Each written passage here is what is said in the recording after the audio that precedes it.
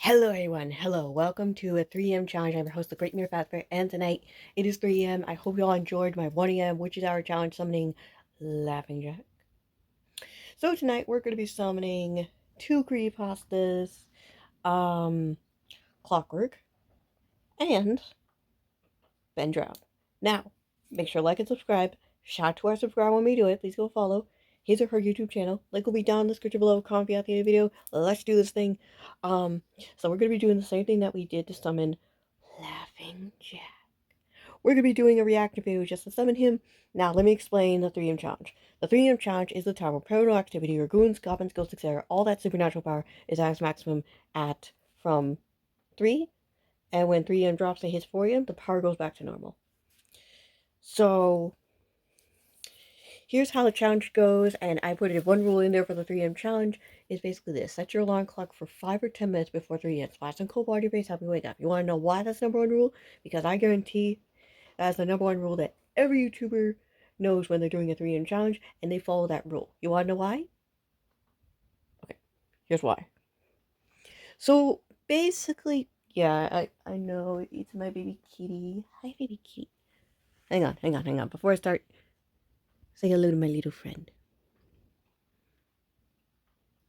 Hang on a sec. I'm gonna turn it from a 3M challenge to kissing your cat video. Anyone wants to see a kissing cat video, let me know. I got the perfect one right here. She's like, yes. She's keeping my jammies warm. Can you believe that? So when I go to bed, they're gonna be nice and toasty because of this one. Thank you. Thanks, little one. I love you. Okay, so, yes, Foxy. Okay, so let me explain the 3. You want to know why that's the number 1 rule in 3M challenge? It's basically this. If you wake up literally at 3 a.m., you're going to be half asleep, not presentable, and thing is, either you do like half the rules correctly or completed all the rules correctly, the challenge will not work. You have to be completely, fully awake. Otherwise, the challenge will not work. So you have to read the instructions 2 times, set your alarm clock for 5 or 10 minutes before 3 a.m., splash some cold water face, help you wake up, make yourself presentable, have a cup of tea, water, milk, soda. Since it's getting cold, I will put in hot chocolate. But I would recommend to have it like every time, no matter if it's like spring, summer, fall, winter, everyone deserves hot chocolate. Immediately. I mean, who doesn't? I know. No coffee, though. No coffee. No. Capital N-N-O. No. I hate coffee, but don't take coffee because coffee will keep you up all night. That's the thing. If you read the instructions like literally 2 times and memorize them from top to bottom, you're going to be all set and good to go. So that's what I would recommend to do. So here's how it goes. Set your alarm clock for 5 or 10 minutes before 3 a.m. Splash some cold water your face after we wake up. Look at the windows, lock the doors, turn up all the lights, go in your bedroom, close the door, lock it, sit in your bed, watch the video till the very end. We might see glitching. We might see their spirits appear like literally 2 times. And I will say this. I'm going to give you all a tip. Before the tip, I will say we'll see glitchy property at the end. Lights might go out. We might see them. We might hear them. We have to turn on the lights, otherwise they might grab me and shove me into the Slenderman forest, where you do not want to be. Okay, so I'm going to give you all a tip before we start. No cheating, no shortcuts. Do not watch the video for 1 minute or 30 seconds or 1 minute 30 seconds. If you see glitching or no glitching, the challenge will not work. You must respect the 3M challenge in order for it to work. So once you watch all the way from top to finish, see glitching, and see their spirits, challenge succeeding. But if you don't, and if you see spirits or whatever, if the lights go out, that means it works. Okay, so, enough talking. Let's do this thing. Let's do it. Okay, so we're going to be doing Ben first, because Ben might be taking a while to show up. So we're going to be doing Ben, and then we're going to be saving the best for last. My big sister Creepypasta. Clockwork. Now, let's do it. I see glitching, so I know this is not going to end well. Oh gosh, let's hope we don't perish watching this. about Ben's story. Here we go. Welcome to a new Drama Live video. So, I'll introduce myself. My name is John Coiffure, and now that the story of Ben Drowned has become popular, I'd like to clarify some facts that I've been researching on after his death. I'll start from the beginning. Ben and I went to school together. He was a very shy boy, but we became friends right away as we shared one passion: video games. One of our favorite games was The Legend of Zelda: Majora's Mask for Nintendo 64.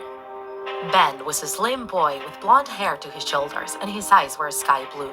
Everyone considered him a weirdo because his personality was different. The bullies in the class, Matt, Jack, and Alex, constantly picked on him.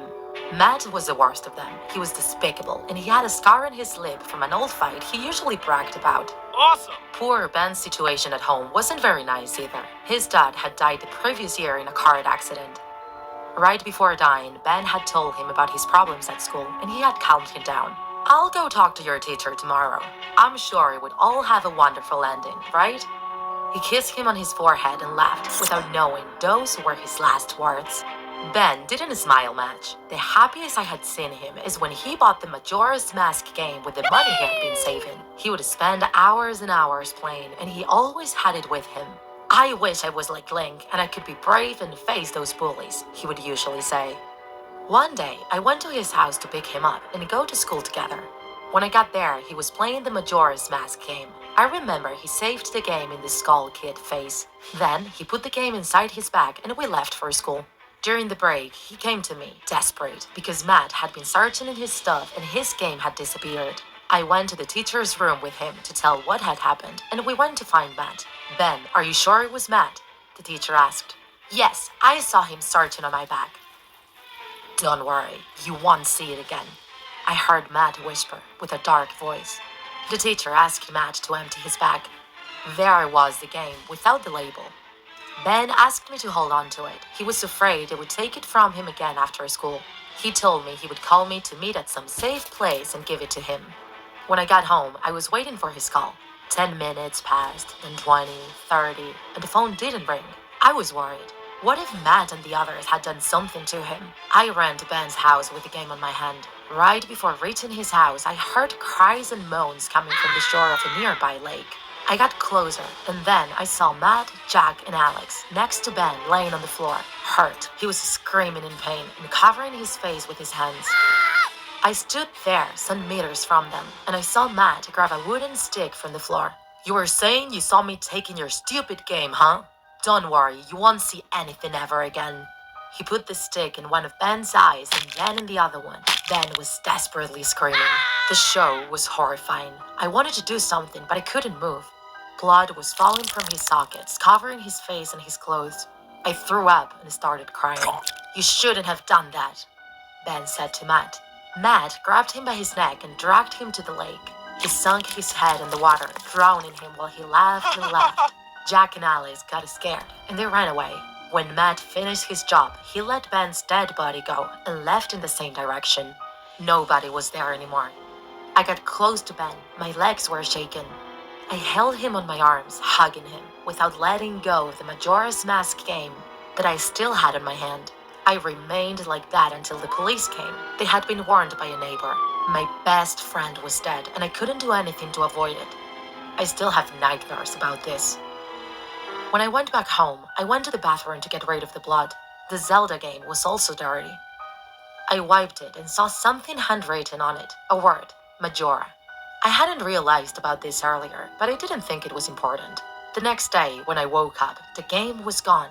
I looked everywhere, but couldn't find it.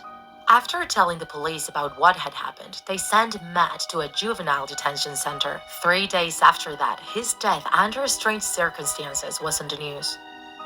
They said his eyes had come out of his sockets while he was playing The Legend of Zelda: Majora's Mask. On the TV, they showed a picture of the game. It was exactly like Ben's, the one I had, with the same handwritten word. I almost passed out. I felt a chill. What was happening? I started investigating, and I found out Jack and Alex had also died in the same way as Matt. It had to be Ben's revenge. But things didn't stop there. everything started to get more serious and more deaths took place.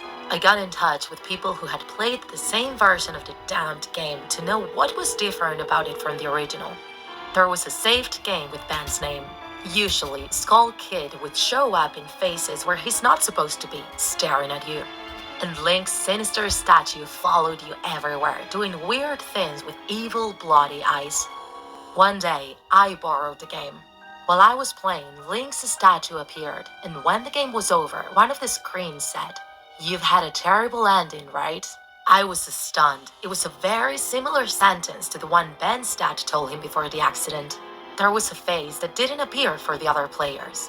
When Link was dying, the dialogue said, "Even though you didn't help, I don't hold anything against you, my friend." So it is true. There is a cursed version of the Zelda game where Ben drowned enjoys playing with your mind to scare you. His image will haunt you even when you sleep. Oh my god. That is insane. Ben, I'm so sorry. I am. Jeez. Alright, let's go to Clockwork. Okay, so here's Clockwork's story as you see that she is strapped down to a table and she's staring at our soul. Let's do it. Phone is glitching. Check. Let's begin. Natalie Ouellette was a sweet and calm girl.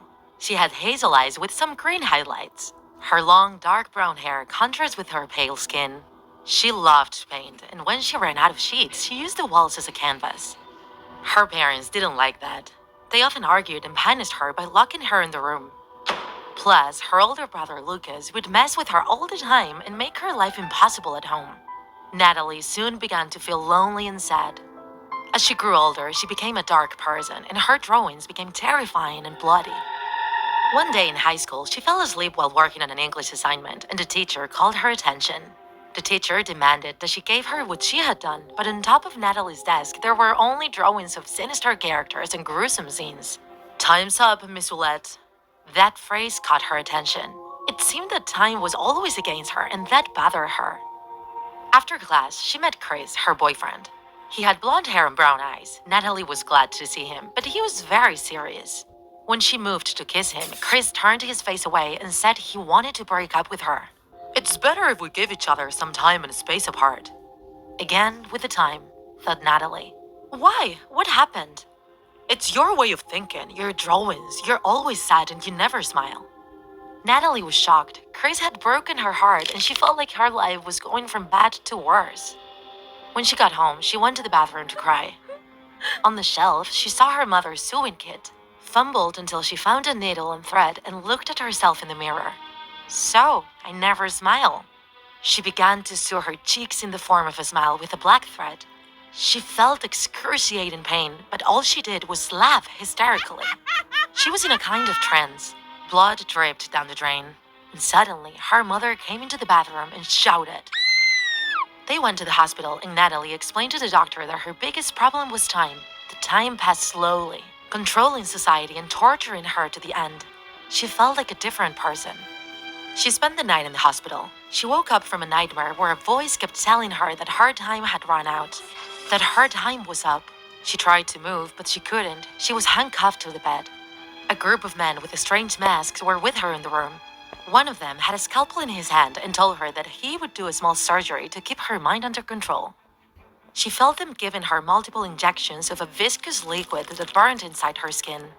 Her heart was beating intensely, and it seemed like her head was going to explode. She closed her eyes, and when she opened them again, everything had disappeared. Only the doctor was there, injecting her a sedative and asking her to calm down.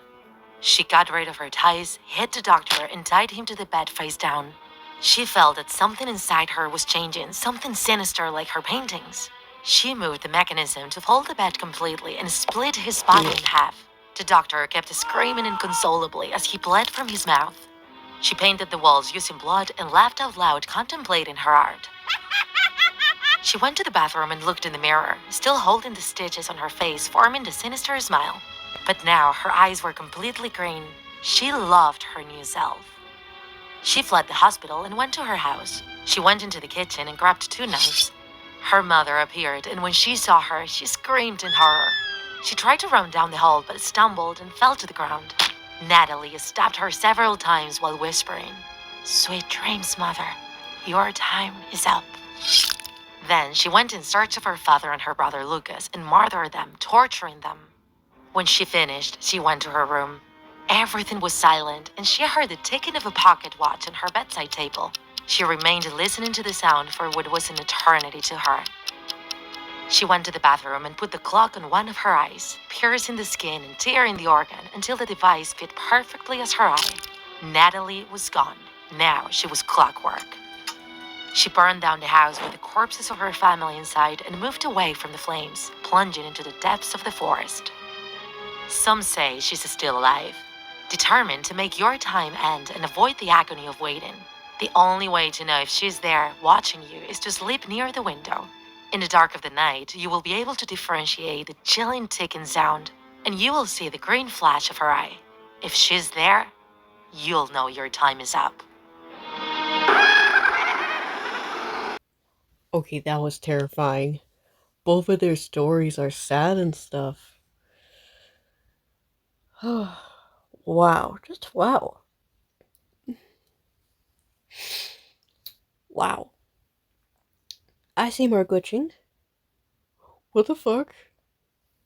Oh no. Oh no. Oh my god. The lights are out, so it begins. Shit. Clockwork.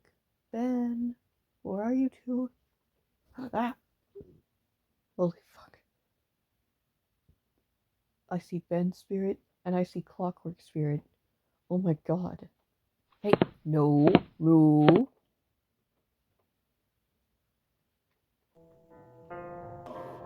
I'm Ben.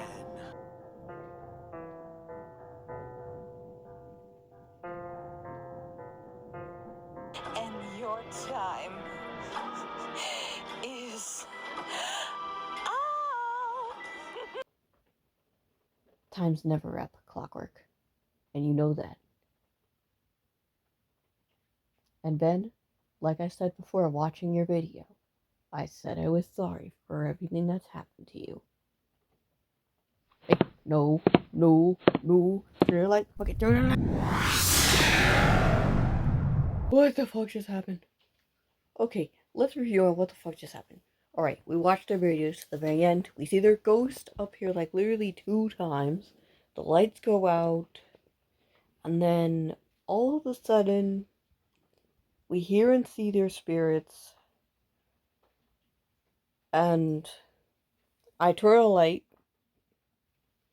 before they want to like even grab me and bring me to the Slenderman mansion or to the Slenderman forest, because there was no way I was going to be in there. No way. That's Slenderman territory. And then I'm like, I turn the light as quickly as possible. And I did. We hear flashing lights and vanishing sounds, which means, is it 4 a.m.? I feel like it's 4 a.m. Did we make it? Okay, we make it. We made it. Okay, everyone, I hope y'all enjoyed. Please like and subscribe. I'll see you all in the next one. Have an amazing day. And I might do a Santa obby. Probably. I mean, you never know. See you in the next one. Have a good day. Bye.